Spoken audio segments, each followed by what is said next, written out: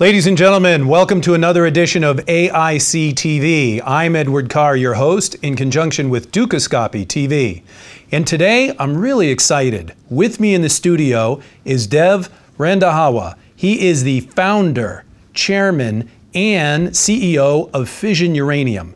Fission Uranium is a publicly traded company on the Toronto Stock Exchange in Canada, and Dev is one of the worldwide leading experts in uranium. So Dev, welcome to the studio. Thank you very much for having us. It's such a pleasure for you to be here today. Thank you. Dev, let's talk about a topic that's on everyone's mind and maybe we don't think about every single day, but affects us all: energy. You know, you look around the studio, we have lights, cameras, background that make all this happen. The world needs a lot of energy to work.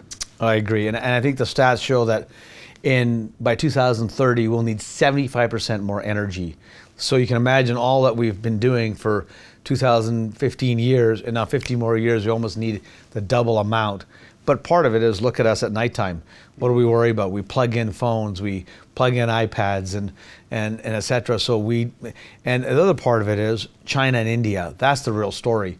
China and India, they're growing at such massive speeds. You know, when you got a country with 2 billion people and they're growing at 3-4%, it's sort of like, you know, almost having the middle class is almost doubling what America has for a middle class. It almost doubles every year that size. Imagine that market growing in China. Right, it's amazing. And when you look at what's happening in the world, I was in Beijing not too long ago, and I tell you, out of my hotel, I could not even see the parking lot. The pollution was so heavy and thick, and the soot, you could breathe it when you went outside. You don't go jogging in Beijing, we know that. Go to the fitness center inside. So the world needs more clean energy.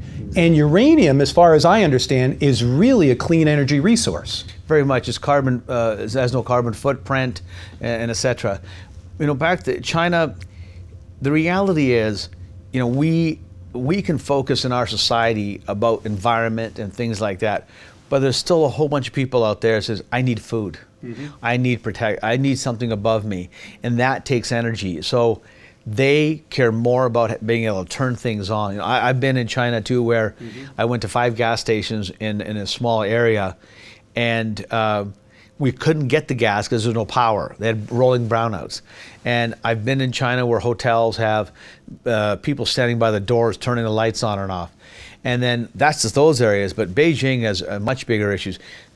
We always say in the group, if it's not windy out, you can't see the sky. Right. You know, in Beijing. So nuclear power is very misunderstood. You know, it's easy to sell negative news, but people don't realize that we've got 400 plus reactors going in the world, and actually there's more reactors today about to be built than even before Fukushima. Sure, that's a great point. I mean, China has plans for more nuclear reactors, India has plans for nuclear reactors, the United States has plans for more nuclear reactors, and even Japan, let's talk about it. Post-Fukushima, they have plans now to turn on the nuclear reactors again. Very much so. Japan already had the highest standards before in terms of safety and et cetera.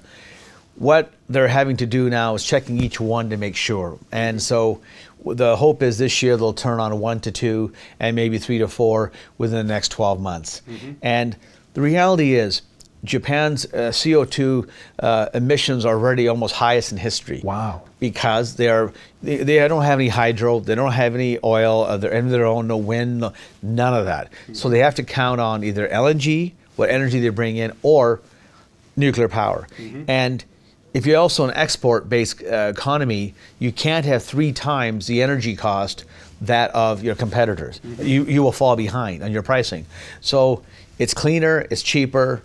Japan just has to go through the process. Sure. And you know, it's funny, there were lots of gas plant explosions and that part of the tsunami, but no one's ever talked about stopping, you know, turning on gas stoves or anything. But that's the reality. It's misunderstood nuclear power. And you know, the reality is one little pellet is like a ton of coal. The real problem we have is coal. And in Japan, they don't worry about that. In China, it's an issue. A third of the world's coal comes from there. Almost right now, their non-fossil fuel is about 1.5% of their total energy mix. China wants to go to 15. To do that, they have to build 200 reactors. Remember, there's only 400 in the world. India wants to build 100. Right. The reality is, the opportunity is amazing for exploration companies if they can find high-grade uranium. Sure. And because the world needs energy.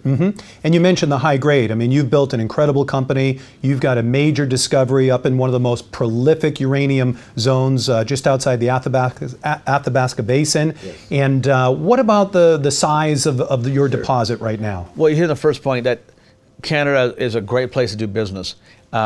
We have an area in the middle of the country called the Athabasca, which is just a complete anomaly. The grades of uranium there are 10, 20, 50 times world average.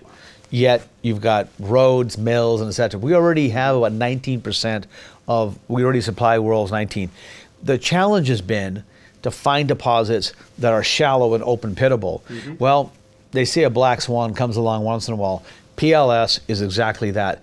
It's the first high-grade deposit of size like this that is open pittable. Yeah. And so that's what makes it something be mined very cheaply compared to going underground and et cetera. So it's really a once in a lifetime discovery that our team has made. Fantastic. And if investors want to get more information, what's the best place? They go to your website? Sure, fissionuranium.com. We're a TSX Tier 1 listed company. We're part of an index. Our market cap's over 400 million, and we trade fairly liquid. Okay, fantastic. Deb, thank you so much for coming in and sharing some of your knowledge of the energy and the uranium market with us today. Thank you. Thanks a lot. Ladies and gentlemen, Edward Carr, it's AIC TV in conjunction with Dukascopy TV. Stay tuned for more future interviews.